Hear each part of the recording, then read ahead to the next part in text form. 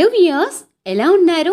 మీరందరూ ఆనందంగా ఉండాలి అని మనస్ఫూర్తిగా కోరుకుంటూ welcome back to our channel. నేను మీ ఆంధ్ర అమ్మాయి నిర్మల. ఇవాళ వీడియోలో మన వ్యూయర్స్ అందరికీ వారాహి నవరాత్రుల్లో అమ్మవారి పూజను తేలికగా చేసుకోవటం ఎలా అనేది చూశారు కదా. అమ్మవారి పూజకు ఎటువంటి సామాన్లు కావాలి, ఏమేమి అవసరం పడతాయి అనేది 2 రోజుల ముందుగా మనం అన్నీ సిద్ధం చేసి పెట్టుకున్నాం అనుకోండి, వారాహి అమ్మవారి నవరాత్రుల్లో 9 రోజులు కూడా చాలా అంటే చాలా సంతోషంగా పూజను చేసుకోవచ్చు.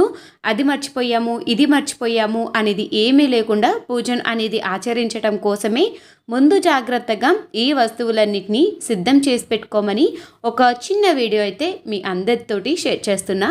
ఈ వీడియో మీకు అందరికీ యూస్ఫుల్ అవుతుంది అని ముఖ్య ఉద్దేశంతో ఈ వీడియోని అయితే షేర్ చేస్తున్నాం. సరే, మనము 9 రోజులు పీఠం ఏర్పాటు చేసుకుంటాం కాబట్టి ముందుగా అయితే పీఠంను ఏర్పాటు చేసుకోవాలి. అలానే పీఠం బిందుకు ఏర్పాటు చేసుకోవడం కోసం ఒక జాకెట్ ముక్కను ఏర్పాటు చేసుకోవాలి. అదే మీరు కలశం ఏర్పాటు చేసుకుంటున్నట్లయితే 2 జాకెట్ ముక్కలను సిద్ధం చేసి పెట్టుకోండి. అవి కూడా ఎరుపు రంగులో ఉండేటివి సిద్ధం చేసి పెట్టుకోండి. కలశం బిందుకి వారాహి అమ్మవారి చిత్రపటాన్ని చక్కగా గంధం కుంకుమ బొట్లతోటి అందంగా అలంకరించుకునేసి సిద్ధం చేసుకోవాలి. అమ్మవారి దగ్గర ఏర్పాటు చేసుకోవటం కోసం కుంకుమ, పసుపు, అలానే మన పూజకు కుంకుమార్చనకు చేసుకోవటానికి కుంకుమ, అలానే పసుపును మనం కాళ్ళకు ఏర్పాటు చేసుకునేసి అమ్మవారి పూజ చేయటం కోసం, అలానే పసుపు రంగు అక్షంతలు దీపాలలో వేసుకోవటం కోసం, అమ్మవారి అర్చన చేసుకోవటానికి ఎరుపు రంగు అక్షంతలను సిద్ధం చేసి పెట్టుకోవాలి. అమ్మవారి పూజ చేసుకోవటం కోసం ముందుగా మనకు కావాల్సింది మెయిన్ అండ్ ఇంపార్టెంట్ పువ్వులు. ఎరుపు రంగు పుష్పాలు అమ్మవారికి ఎంతో ప్రీతికరం. వేలు కుదిరితే అమ్మవారికి చక్కగా ఎరుపు రంగు పుష్పాలతోటి అందంగా అలంకరించుకోవడానికి సిద్ధం చేసుకోండి. అలానే అమ్మవారి చిత్రపటానికి ఎన్ని పువ్వులు కావాలో 9 రోజులకు సరిపడ పువ్వులను 2 రోజులకు ఒకసారి తెచ్చిపెట్టుకోండి. అమ్మవారికి ఫ్రెష్గా అమ్మవారి పూజకు ఏర్పాటు చేసుకోవడానికి చాలా బాగుంటాయి పుష్పాలు. ఇప్పుడు అమ్మవారికి ఇంకా అలానే ప్రమిదలకు మనము గంధం, కుంకుమ బొట్లను ఏర్పాటు చేసుకుంటూ ఉంటాం కదా. గంధం అనేది అమ్మవారికి ఎంతో ప్రీతికరము. అందులో గంధానికి మనము చాలా డిఫరెంట్ టైప్స్ ఆఫ్ గంధం బాటిల్స్, గంధం పేస్ట్లు ఇలా అందుబాటులో ఉంటాయి. వత్తులు మనము దీపారాధన కుందులలో ఏర్పాటు చేసుకోవడం కోసం తెలుపు రంగు వత్తులను, అలానే ఎరుపు రంగు వత్తులను సిద్ధం చేసుకోండి. తెలుపు రంగు వత్తుల కంటే అమ్మవారికి ఎరుపు రంగు వత్తులు ఎంతో ప్రీతికరం. అమ్మవారికి పానకాన్ని కూడా సిద్ధం చేసి పెట్టుకోవాలి. నిత్యం నైవేద్యం చేయలేము అనుకున్న వాళ్ళు అమ్మవారికి పానకాన్ని సమర్పించినా సరిపోతుంది. నిమ్మకాయలను కూడా సిద్ధం చేసుకోవాలి. అమ్మవారి చిత్రపటాలలో లక్ష్మీ అమ్మవారి చిత్రపటం కాకుండా మిగతా ఏ అమ్మవారి చిత్రపటం ఏర్పాటు చేసుకున్న నిమ్మకాయలను సిద్ధం చేసుకోవాలి. నిమ్మకాయలు ఇలా పసుపు రంగు నిమ్మకాయలు కాకుండా కొంచెం గ్రీన్ కలర్లో ఉన్న నిమ్మకాయలు ఏర్పాటు చేసుకున్నట్లయితే 9 రోజులు అమ్మవారి పూజలో ఏర్పాటు చేసుకున్నప్పుడు మనకు ఎటువంటి ఇబ్బంది లేకుండా నిమ్మకాయ పాడు కాకుండా ఉంటుంది.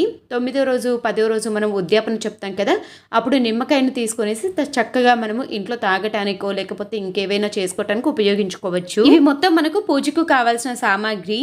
ఇక్కడ నేను చిన్న సైజు ప్రమిదలను ఉపయోగిస్తాను. ఎందుకంటే చిన్న సైజు ప్రమిదలే అయినా కానీ ఉదయం నుంచి సాయంత్రం వరకు చక్కగా దీపారాధన అనేది వెలుగుతూ ఉంటుంది. ఈ చిన్న సైజు ప్రమిదలలోనే చాలా వరకు ఈ చిన్న సైజు ప్రమిదలలో నిండుగా నూనె పోస్తే సాయంత్రం వరకు వెలుగుతుంది అని ఈ చిన్న సైజు ప్రమిదలను సిద్ధం చేసుకున్నాను. మీకు అందుబాటులో ఉన్న ఏ ప్రమిదలనైనా సిద్ధం చేసుకోవచ్చు. లైక్ కామాక్షి అమ్మవారి దీపారాధనకు ఉపయోగించుకోవచ్చు, లేకపోతే వారాహి అమ్మవారి దీపారాధనకు కూడా ఉపయోగించుకోవచ్చు. నేను ఇక్కడ పంచోపచార పూజ, షోడోపచార పూజ ఇలా చేయటానికి దేవునికి మనకు రెండిటికి కోసము ఒకటి చిన్నది రాగి చెంబును పెట్టుకుంటాను, ఒకటి ఇలా చిన్నది వెండి గ్లాస్ని అయితే ఏర్పాటు చేసుకుంటాను. ఇది వచ్చేసి మనము కలశం పెట్టుకోవటం కోసం చెంబు అన్నమాట. నిత్యం కలశం పెట్టుకునే వాళ్ళు చాలామంది ఉంటారు. నిత్యం కలశం పెట్టుకునే వాళ్ళు, ఆ రోజున కలశం పెట్టుకునేవారు ఎవరికైనా ఉపయోగపడవచ్చు. ఈ కలశాన్ని పెట్టుకొని కూడా అమ్మవారి పూజను అనేది ఆచరించవచ్చు. కలశాన్ని పెట్టుకొని పూజ చేసుకోవటం కోసం ఇవి. అలానే మనము అఖండ దీపాన్ని ఏర్పాటు చేసుకున్నట్లయితే మట్టి ప్రమిదలు 2 కొత్తవి కూడా ఏర్పాటు చేసుకోవాలి. ఏకచక్ర హారతిని వెలిగించుకోవటం కోసం ఇలాంటి హారతి ఇచ్చేది ఒక స్టాండ్ని నేను ఏకచక్ర హారతికి ఉపయోగించుకుంటాను. పంచహారతి ఇవ్వటానికి ఈ స్టాండు. ఇలా చక్కగా అమ్మవారికి పంచహారతి ఇస్తే అమ్మవారు చూడటానికి 2 కళ్ళు సరిపోవు, అంత చక్కగా కనపడతారు. గంట, మనం హారతి ఇచ్చినప్పుడు గంట కొట్టుకోవటం కోసము గంట అన్నమాట. ఈ ఐటమ్స్ అన్నిటినీ ముందుగా సిద్ధం చేసి పెట్టుకోవాలి.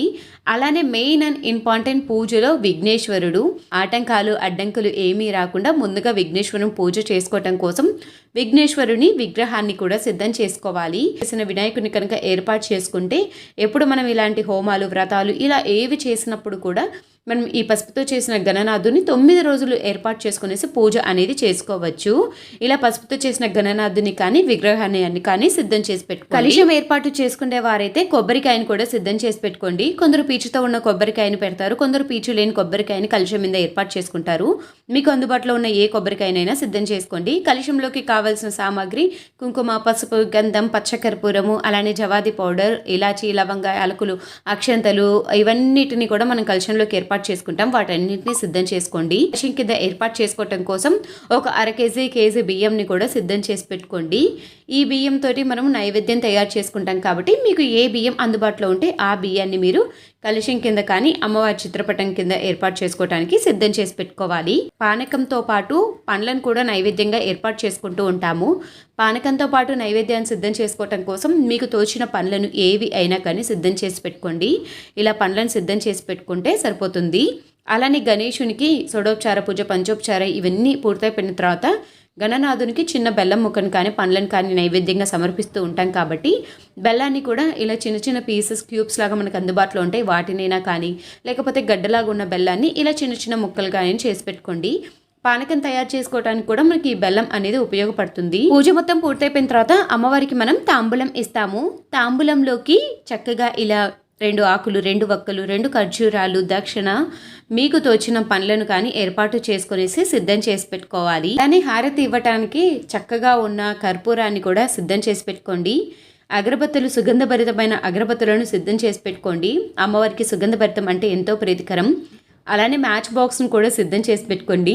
ఏవైనా ప్రసాదాలు ఏర్పాటు చేసుకోవటం కోసం ఇలాంటి 2 చిన్న బౌల్స్ని కానీ మీకు తోచిన ఏ బౌల్స్నైనా అమ్మవారికి సిద్ధం చేసి పెట్టుకోండి. పూజ మొత్తం పూర్తయిపోయిన తర్వాత అమ్మవారికి తప్పనిసరిగా ధూపం అనేది వేయాలి. ధూపం వేయటం కోసం ఇలాంటి అమ్మవారికి నిత్యం 9 రోజులు కూడా సాయంత్రం సమయంలో ధూపం వేయడానికి చాలా బాగా ఉపయోగపడతాయి. ఈ పూజ సామాగ్రి మొత్తాన్ని ఇంట్లో మనకు అందుబాటులో పెట్టుకున్నట్లయితే వారాహి నవరాత్రులు 9 రోజులు కూడా ఎటువంటి అడ్డంకులు, ఆటంకాలు లేకుండా అమ్మవారి పూజను చక్కగా చేసుకోవచ్చు. ఈ వీడియోలో చూపించిన పూజ సామాగ్రి మనకు ఇంట్లో ఎప్పుడు కూడా అందుబాటులోనే ఉంటాయి. కానీ ఏంటంటే ఒక్కొక్కసారి మనం మర్చిపోతూ ఉంటాము. ఏ పూజకు ఏం పెట్టుకోవాలి ఏంటి అనేది తెలియని వారి కోసం ఈ వీడియో చాలా బాగా హెల్ప్ఫుల్ అవుతుంది అనుకుంటున్నాను. ఈ వీడియో మీకు కనుక నచ్చితే తప్పకుండా సబ్స్క్రైబ్ చేయటం మర్చిపోద్దండి. అలానే లైక్ చేయటం అస్సలు మర్చిపోద్దు. మరొక మంచి ఇంట్రెస్టింగ్ బ్యూటిఫుల్ వీడియోతోటి మీ ముందుకు వస్తుంది మీ ఆంధ్ర అమ్మాయి నిర్మల.